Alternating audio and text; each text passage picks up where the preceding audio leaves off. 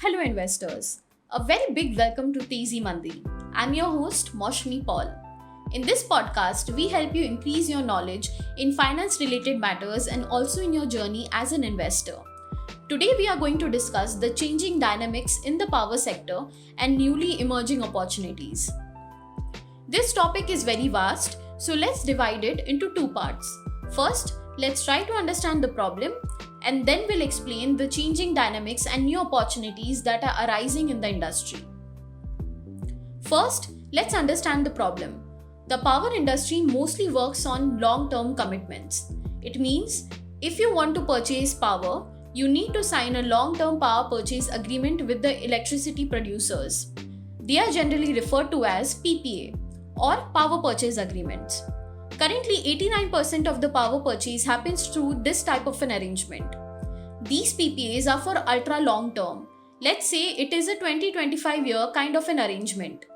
Ideally, these PPAs were designed to ensure constant demand for producers and an uninterrupted supply for buyers. A kind of a win-win situation, isn't it? Well, the answer is no. In fact, they have been a major spoilsport for all the parties involved. These PPAs have pushed the entire sector into the debt pile. Due to these PPAs, the DISCOMs are not able to clear their dues on time. By the way, for the benefit of listeners, state electricity distribution companies are generally known as DISCOMs. We know them better as the entities from whom we receive our monthly electricity bills.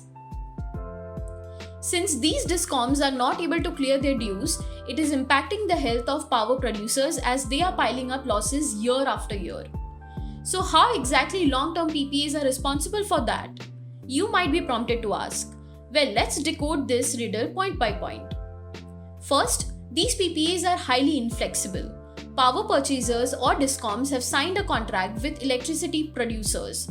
So they are forced to keep purchasing power even when demand is not there. And it makes no business sense. It leads to wastage of electricity and heavy bills that DISCOMs have to bear.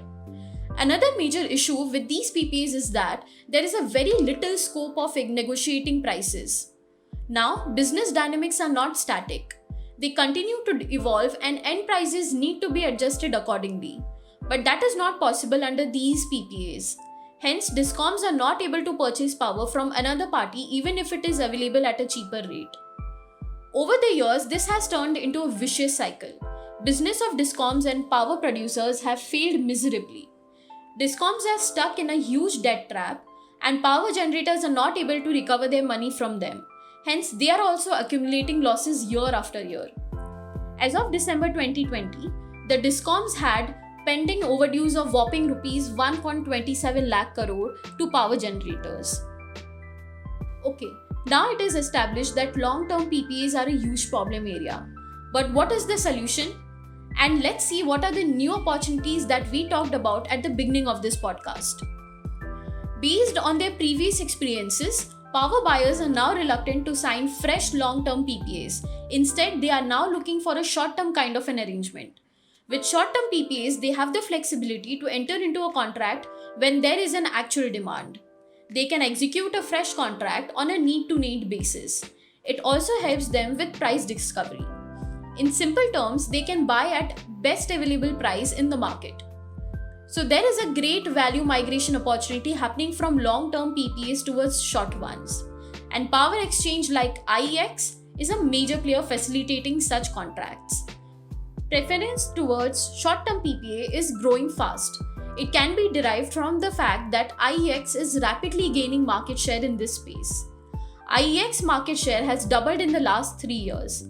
However, it is still at 6% only, whereas it is in the range of 15 to 50% in the developed economies like France, Belgium, Switzerland, Netherlands, UK and Germany.